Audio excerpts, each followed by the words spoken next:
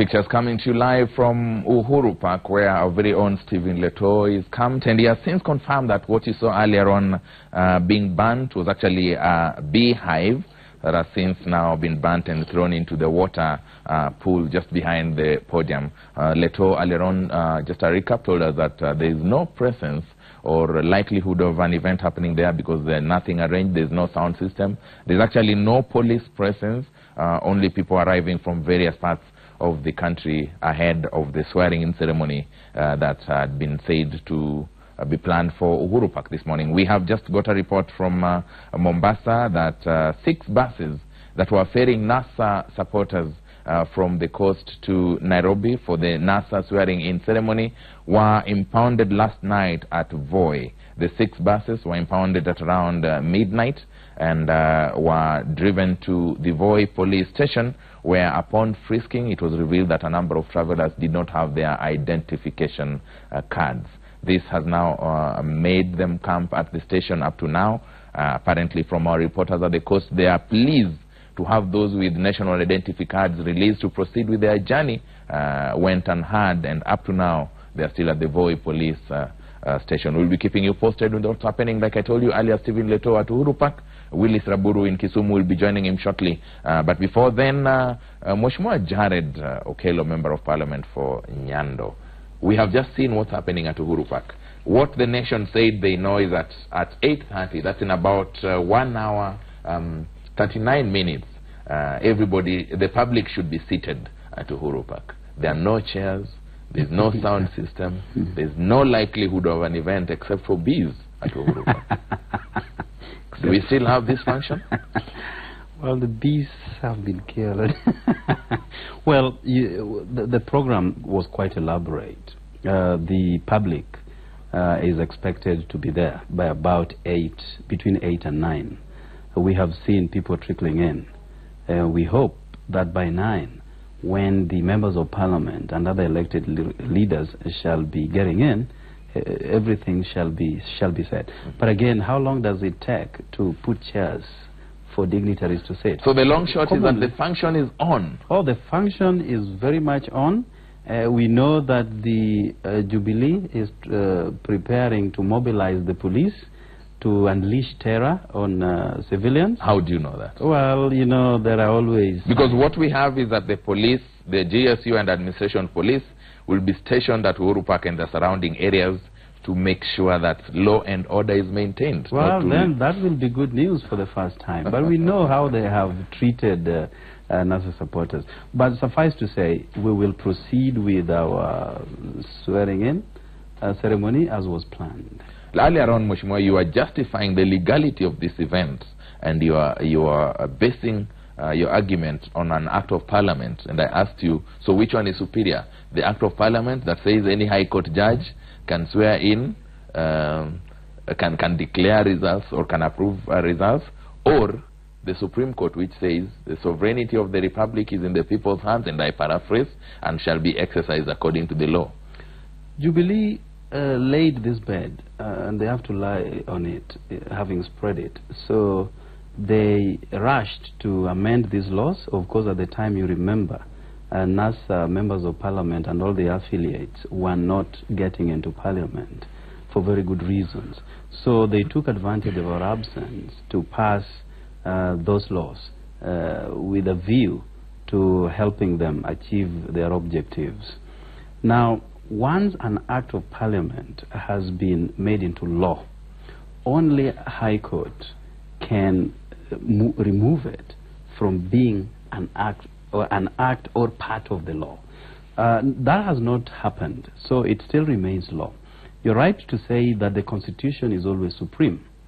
In order of hierarchy, you have the Constitution, then you have the acts of parliament, then regulations. So you're right to say that the Constitution is supreme, but any law that has been domesticated and signed into law becomes part of the Constitution, unless somebody moves to court to challenge its legality. So it is legal, as far as you're concerned, for any High Court judge to swear in? Very legal.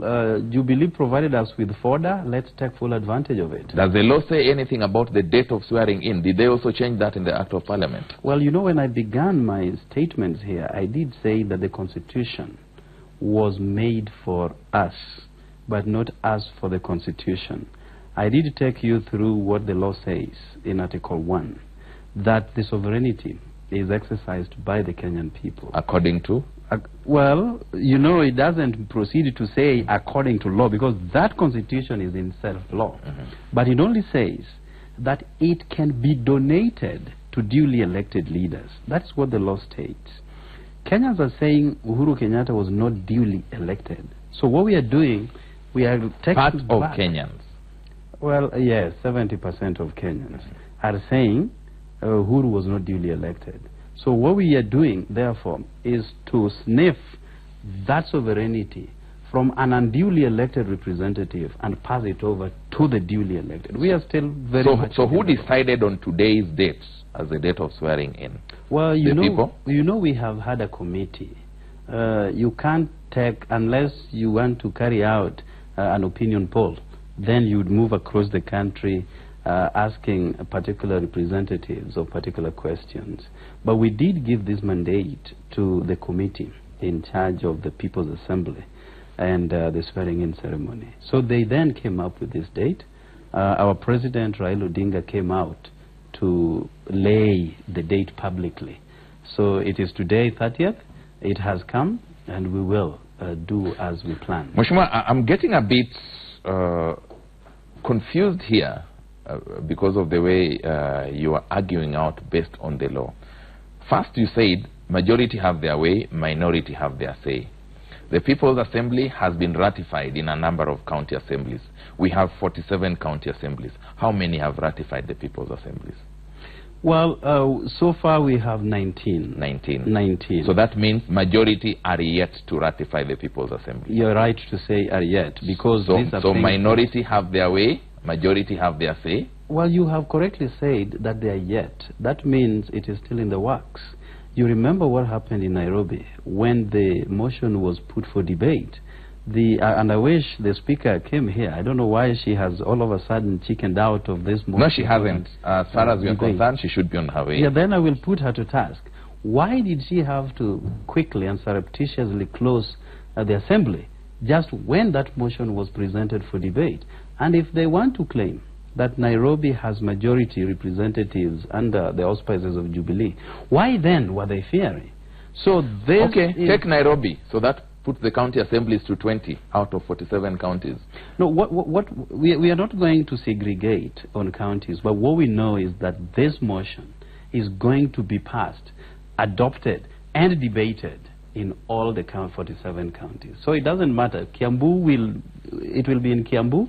They have a choice to either domesticate it or throw it out. So shouldn't this ceremony have waited until the county assemblies ratify the People's Assemblies, then the People's Assemblies set the dates? Well, these are two different events, and none derives any strength from the other. When Raila Odinga will be sworn in as president, he will not be sworn in as president of Kisumu County or Mombasa County or those that have, you know, accepted and domesticated this. He will be the president of the Republic. No, my argument, Mheshimiwa, is not that he will be president of a part of the country. My argument is, if 30% of the Kenyans who are supposed to eligible to vote voted on 26th, and your argument in NASA is that that's a minority, 70% didn't. Now we have a situation where the people have taken back their power according to the Constitution, and they want to exercise it through the People's Assemblies. Now, majority of the country, based on the numerical devolution, has not ratified the People's Assembly. The minority have already gone ahead and set a date for swearing in and are going on with it without regard to the majority of the 27 counties. Well, firstly, let's not get into splitting hairs. Let us look at the bigger picture. An election is a one-day event, and it was done on the 26th of October, and subsequently Uhuru Kenyatta declared the winner. That was on 26th, a one-day event. Now, ratification of People's Assembly as a motion is a long-term process. It has been ongoing and still will continue. So we are not going to peg an electoral date, which was 26th of October, to the success of the adoption of People's Assembly. So these are two parallels, and we will not marry them. Okay, Mheshimiwa, we'll be taking a break, not really a commercial one, but to go out in the field and find out what's happening. Remember, Willis Raburu is camping in Kisumu. He'll be bringing us up to speed on what's happening. Earlier on, we had Stephen Leto from Uhuru Park, and we'll